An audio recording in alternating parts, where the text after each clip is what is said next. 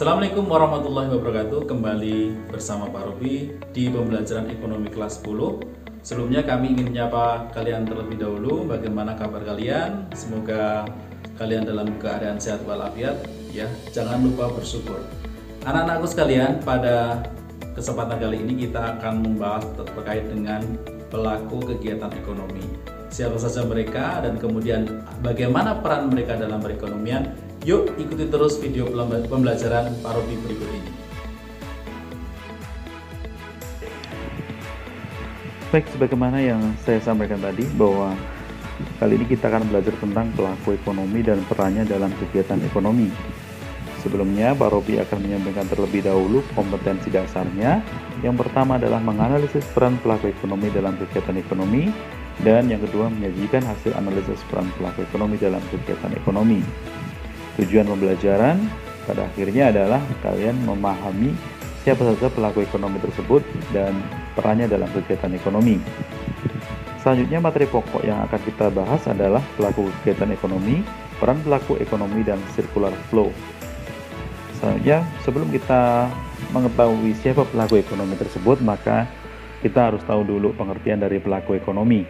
Pelaku ekonomi adalah individu, kelompok, atau lembaga yang terlibat dalam kegiatan perekonomian, baik konsumsi, distribusi, maupun produksi.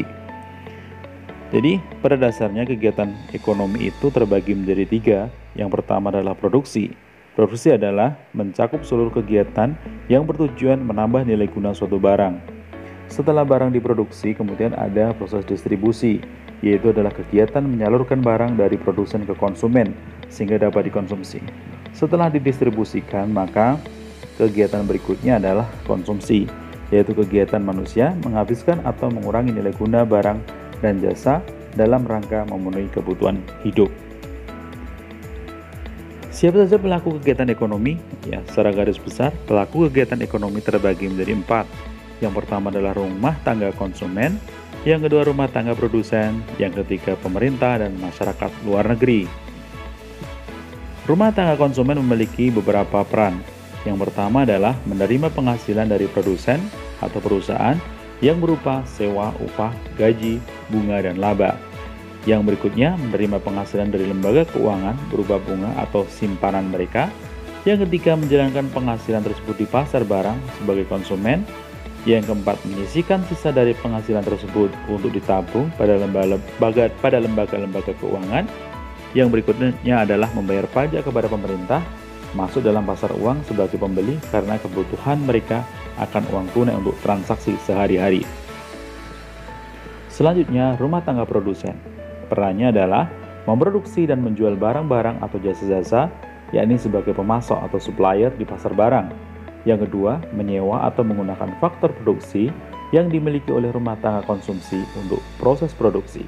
Yang ketiga, menentukan pembelian barang-barang modal dan stok barang yang lain. Berikutnya adalah pengembangan usaha mereka, meminta kredit dari lembaga keuangan untuk pembiayaan investasi mereka. Dan berikutnya adalah membayar pajak atas penjualan barang hasil produksinya.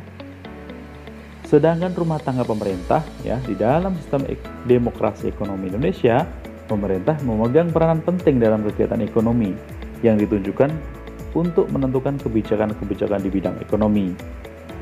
Adapun kebijakan ekonomi yang dilakukan oleh pemerintah setidaknya ada 3. Yang pertama adalah fiskal, kebijakan moneter, dan kebijakan keuangan internasional. Kebijakan fiskal terkait dengan pajak dan pengeluaran pemerintah. Kebijakan moneter ada beberapa yang sangat banyak sebenarnya.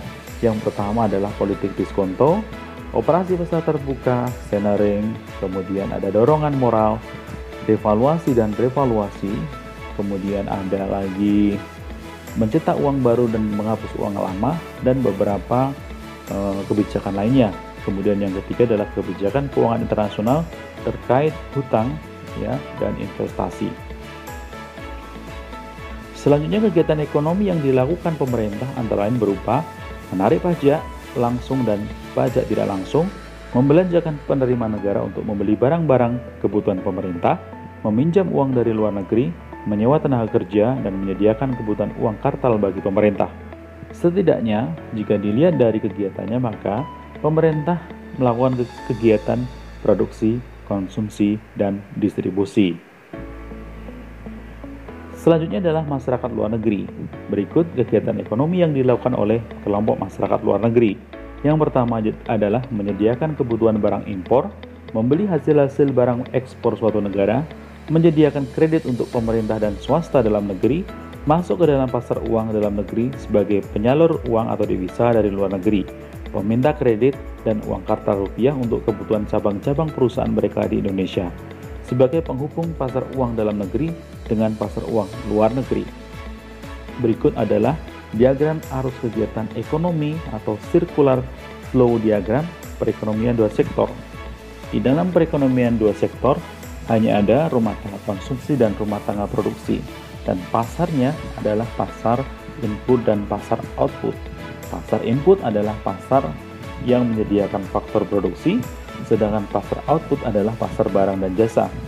Sehingga jelas di sini pasar faktor produksi yang menyediakan adalah rumah tangga konsumsi, sehingga timbal balik yang diterima adalah berupa pendapatan, yaitu sewa, bunga, upah, dan laba.